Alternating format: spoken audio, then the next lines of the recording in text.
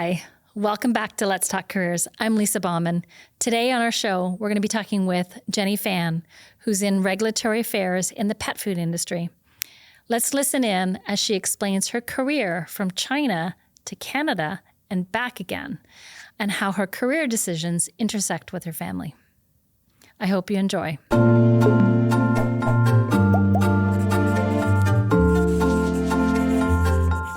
Welcome, Jenny. Thank you so much for coming. I'm going to get you to introduce yourself using what I call the James Bond style of introductions.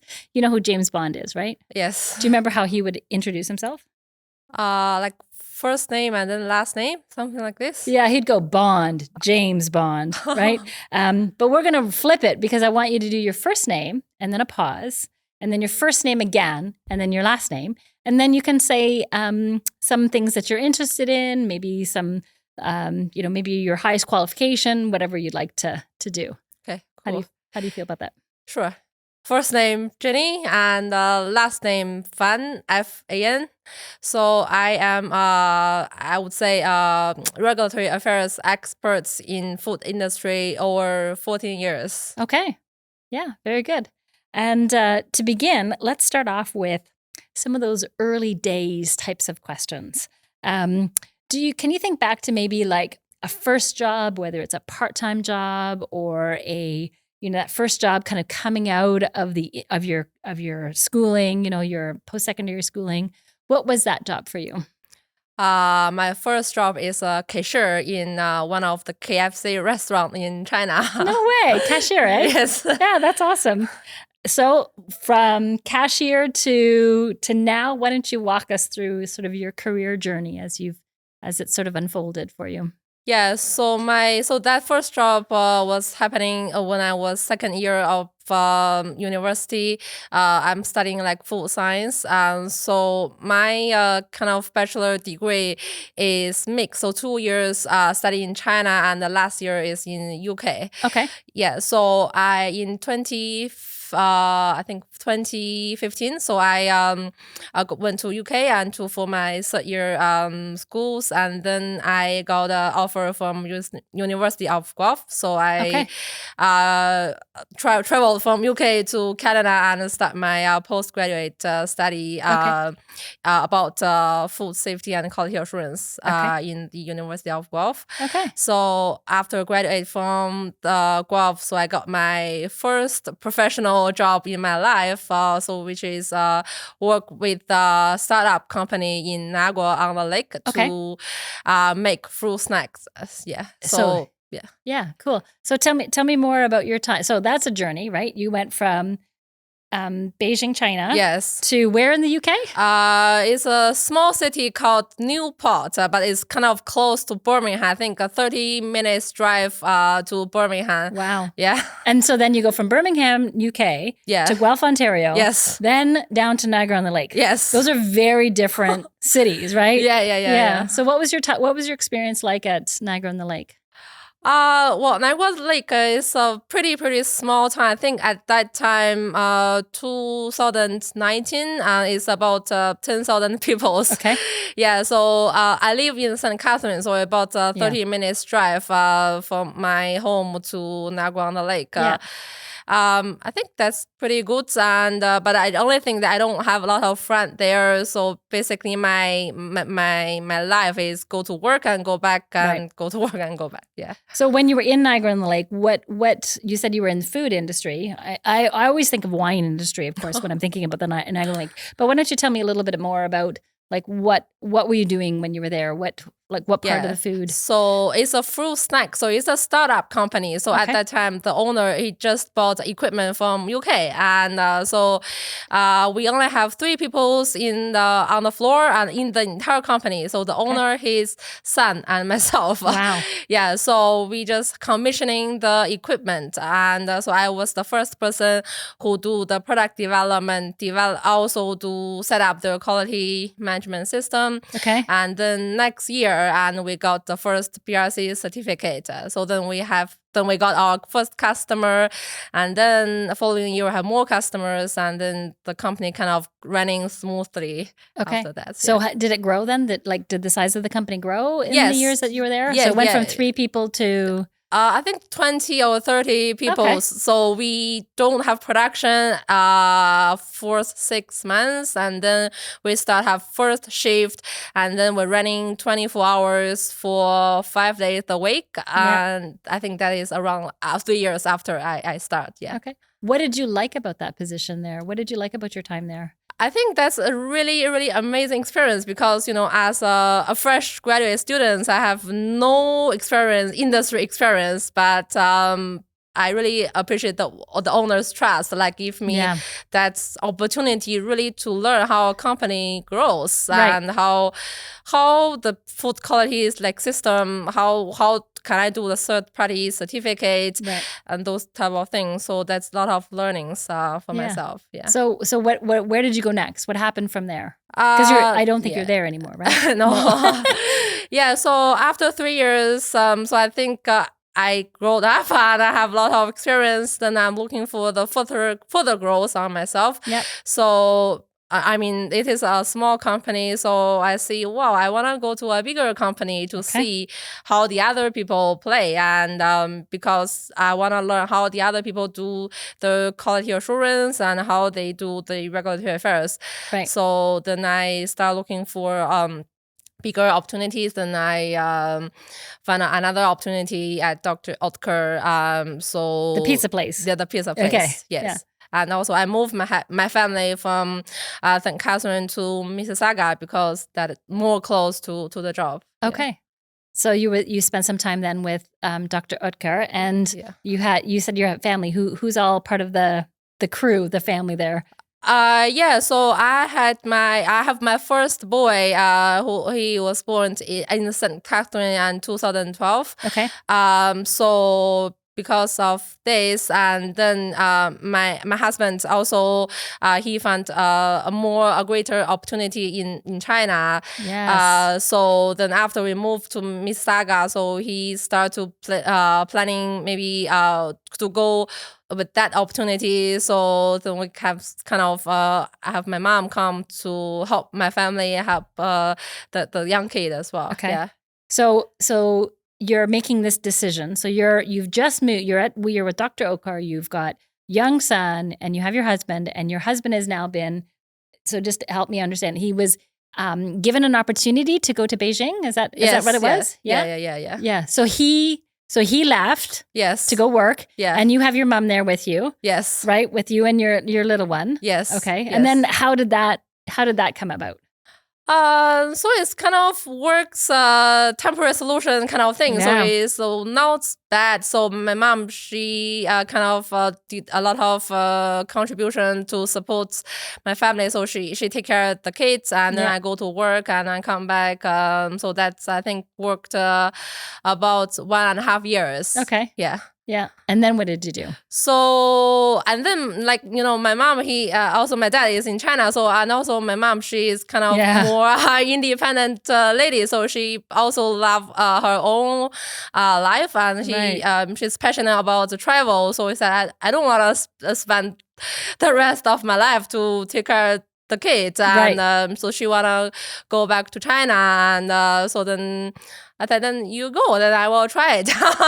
so because I cannot take care of the baby while I'm working. So she take the baby with her and to go back to China. Then I start to spend life for myself about several months. And then I kind of decide I need to go back as well. And I really learned for this couple of months. I think I don't want my kids to grow without a mom. Mom play a very important role for his mental health. That mental health, he does play very important impact his adulthood in the end. Course, then I made my decision. So I start to looking for some opportunities in. I was going to say so that's big, right? You've got you at home with your mom and your son. Yeah. And your husband is in China with dad. and you're here, but then you're like, maybe this isn't quite what we want to be doing. So mom goes back with your son. Yes. And you're here by yourself. And you're like, okay, hang on a second here. I want to be with my son, right? I want to be with my family. So that's a big impact on your career, right? And your decision. Yes. So what happened? How did that go? I think is kind of also a struggling time and difficult decision because at that time I was kind of young and I see the career that's a little bit growth and I feel, there is when every time there is changes, uncertainties, and you don't know what's gonna happen. So it could be a risk or can be a threat and can be an opportunity, but absolutely people tend to think always it's a threat. You will not have maybe you cannot find a better job in China, but that is one part, and the other part I will think about the kid growth, right? Like I don't wanna had a kid which has really mental issues because he don't have mother's love and he missed this part. So I think that is much more important, like compared my duties as a parent. I think that is more important than the career side because I'm already an adult, so I know how I'm gonna behave. So I think that is more important. So I just want to do my compromise and I think that is kind of my priority in my life at that time. So I make decision and I just go back and then I start to contact my friend in China to looking for job opportunities. So did you find a job in China then? Oh yes, that is I would say it's really, really amazing opportunities in China. So in 2015, and I joined Mars Pet Care China. So start the pet food journey. It's like before I work in the human food, never start working the pet food before. So that is amazing. So you go to China and you start contacting friends and you said, hey, I'm here. I need a job. And you were doing some networking and you found an opportunity to work in the pet food industry in Mars. Yes. So then what happened? How did that? So I started working in Mars 2015 as a regulatory supervisor. So it's kind of a specialist role. And so the great opportunity is I have a really, really great line managers, and he kind of my coach. And so at that time there is no regulation, no pet food regulation in China, and so I took that opportunity. So we worked together with the government and developed the first set of pet food regulation in China. So labeling regulation, anti-desirable substance regulation. So through that journey, it's like 6 years, and I learned a lot on my side, my personal side. Not one is the technical capability to learn how difficulty to make design a pet food, how complexity on the regulation side, but also the people leadership side. So like my manager, he teach me how to listening and how to communicate, how to empathy when you work with the other team, how to deal with conflict, like how you gonna survive in a multinational organization. So that's really opened my eyes. Like I never thought about this when that's amazing, Jenny. Start to work. That's amazing. That here you are in Mississauga, and you're like, I don't know what we're gonna happen, but I'm gonna go follow my family. And now you have this opportunity for such incredible career growth, right? Where you're learning, like you said, these awesome skills. So what happened? Because you're here. So what happened? So I think after 6 years of working in Mars, China, and so the kids grown up. Then I had my second boy in 2017. And so I think in 2021, so the older one, he's about 10 years old, and the young one's kind of a 4-ish, something like that. And so they have a lot of pressure in study at school in China. So a lot of homework and less opportunity for playing. And also for my career side, I'm looking for some more new opportunities to try to grow a little bit more. So I start to explore opportunity that I can transfer back to Canada. So because the kid will have less pressure on study, less homework, and then I can also grow myself. Yeah. So I think in 2021, I found an opportunity within Mars, and so I took that opportunity, then move my family back to Guelph, and so I took another roles in Mars to take care of the quality side in one of the other BUs. Yeah. Okay, so you came back to Canada in 2021. Yes. Still working with Mars. Yes. Yeah. So you then lived through the pandemic in China as well. Yes. Is that right? Yes. Yeah, that must have been crazy, right? Yeah, so means, at that pandemic, China has very, very strict control, so we kind of feel a little bit safer. And but when I moved to here, I think there's a little bit change, but because the reasons that the kids and my career, so I think that's okay. I know it's okay to take that risk. Yeah, because in 21, I think we still had a few restrictions happening here. Yeah. But you were like, yep, this is a risk. So now you're still working for Mars. You're back in Guelph. You're back here. How are things trekking along then for your career there?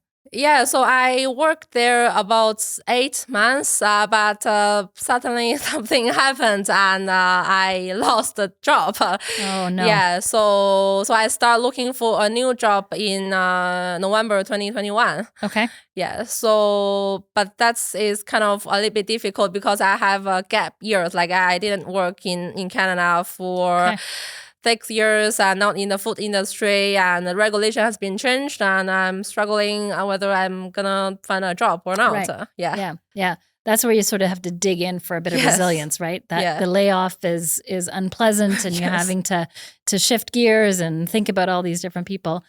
So how did you end up at Conestoga then?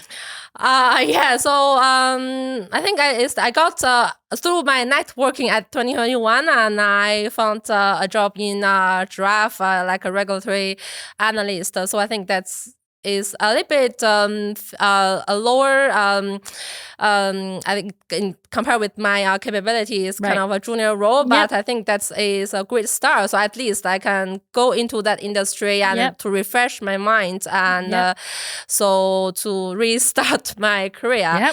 So how to find the Conestoga? So I love to helping people and to coach people, the young generation. So I think and also I want to really develop my networking. So I think Conestoga will be maybe one of potential opportunity for me to working on those areas. Right. So I see also there's job posting earlier, I think in May this year, and they're looking for regulatory part-time faculties in regulatory affairs department. So that I applied, and then I got this opportunity. Yeah. And so how do you love teaching? I think I really enjoy teaching because I leave university 15 years ago, and now I back to kind of education industry. I see like all those IT tools and how we're gonna teach students change a lot. Yes, it has. And I learned like how we use Padlet, how to use metometers, and what is OER. I never heard about this word before. So I think this is a lot of learning opportunities for me, and also I think they will benefit my children as well, because I know how teachers are going to teach. Right. So I will help them to their learning. Yeah, absolutely. Absolutely. So just a couple of things that you touched on that I kind of want to go back to was the importance of having a coach, or being able to work with a coach and have somebody helping you, kind of making career decisions. And then you talked a little bit about wanting to be able to coach other people. So I was wondering if you could maybe talk a little bit more about your experiences and working with somebody kind of mentoring you along the way in your career. Yeah, I think coach usually they just help you to analyze and to break down some situations that you kind of don't really see very clearly. And so they guide you some pathways, but in the end you will have to make your own decisions. Right.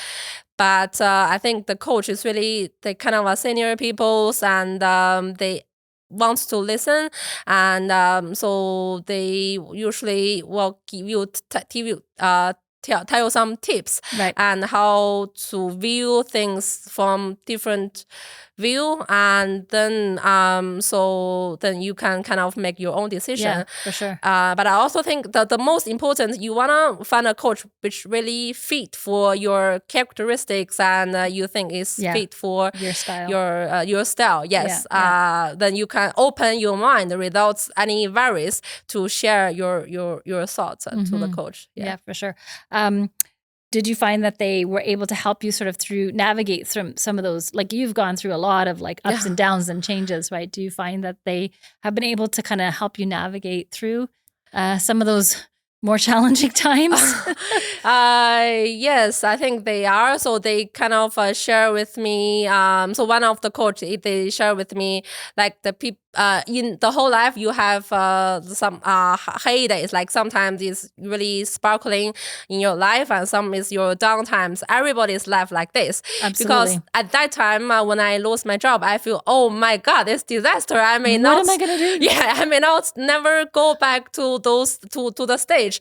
But I talked to one of the coach, and he shared the stories, and then I learned people always have this up and down in their life. That's right. So then he asked me a question: do you wanna?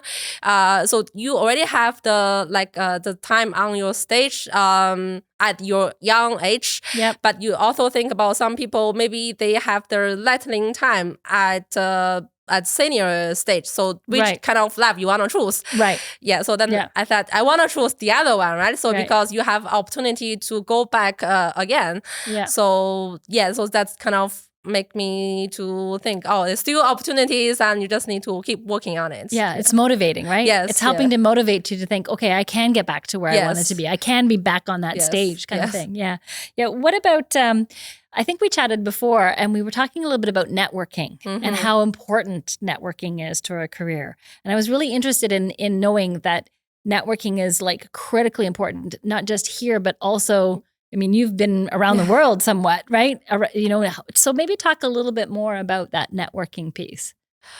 So before, I'm not really networking a lot. Like I do have a LinkedIn account, but I don't hesitate to reach to people that I never met. Right. But I would say at this, as I've been through this experience, I really think that for networking does bring a lot of opportunities. Okay. And you just need to be more brave just to reach to the people, and you never know people. Because a lot of people, they are open-minded and just wanted to learn about you, and you just need to talk to them to see what's they're gonna come up.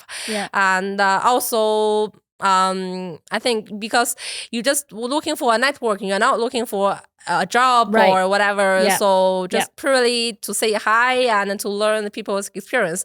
So I think a lot of people, they tend to help and share their thoughts. Yeah, that's one of the things that I try to tell students is that when you're networking, you're connecting to learn more about that other person, not necessarily to say, hey, do you have a job for me? Do you have a job for me? Do you have a job for me? But that there's some really interesting benefit in learning about the different pathways that different people have taken in their careers, right? Yes. So I think one of networking, like I did a webinar with one of Conestoga part-time faculty. I know him through LinkedIn, and he reached to me. Hey, I see you are the new faculties. Can we talk about it? Oh, perfect. And so we had a connections, and then he invited me to one of his webinars and to have pet food sharings. Yeah. So then you were the guest on his webinar. Yeah, that's cool. That's really cool. So let's take a bit of a shift here. And I want to ask a little bit more about the industry. So why regulatory affairs? Why do you love that? Why do you think that's interesting? Why should students be interested in this field? I think personally, I really think regulatory affairs is one of enabler for business to develop a new market, because when you want to export to a market, even you want to import something to your home country, regulation always one of the trading barriers and to for the business. So, but regulatory affairs, you are a functional experts on the regulation, so you know how to overcome those trading barriers. Right. And also we work closely with marketing team to develop like claims and advertisement, how to say the wordings, messaging, the message to the consumer that meet the regulation, but in the meantime, you can better promote the product. So I think I want myself to be a business partners. So I think regulatory affairs that play a very important role to drive business growth. So I think that's something I want to be part of it. Yeah. Where do you think, do you think this is an area of growth? Do you think this is maybe I can be honest, when I was a little kid, I never thought, oh, I want to get a career in regulatory affairs. And I'm pretty sure a lot of people sort of don't think that as well. So where do you think that it might be going for people? And if somebody was sort of thinking about this, or somebody not even thinking about it, what would you kind of encourage them to sort of think about in this type of a career? I think I think I always think when I choose my career, I think three kind of important factors. One is my capability, whether I can do it or not. And secondly is my passion. And so if I don't have passion is my fuel, like to overcome those obstacles that in my work, and also my family. So I think these three factors that I have to consider when I choose my career. But currently, like regulatory affairs fit into these three pillars, because I have a young kid, so I need to have some job I can have flexibility on the working locations. But so this one can help me. So if I'm a QA, so I have to work in the factory every day, then I have not flexible to take care of the kids. And so for the other side is lot of trading difficulties from different governments. So I really think regulations will be much as more important in the future. So because also we work with product development, work with the marketing. So you also have learned the business, how the business running. So I think that needs more, give me opportunity to learn how the business go through, and you have more learning opportunities, not only silo thinking. So you can see the PD side and the business side. So that is kind of the area that are also interesting. And the other is I'm capable. So I know those regulations, and I believe myself. I have confidence I can do the job. Do you do any professional development along the way, or more education to kind of help you keep up with your skills and those capabilities? I think professionally, I think I take some effective communication course. It's more like a people leadership side, and so I take storytelling is one of the course that I took before, and how to sell yourself, and how to use story. I think storytelling is very powerful. So that you can is effective tool to impact people's thinking. Also I think from functional capability side, I basically just take webinar from the government or there's some trainings, and from some other like consultant companies talk about the new regulations, sort of thing. That's interesting. What about, here's the next kind of a thing that's kind of coming out there.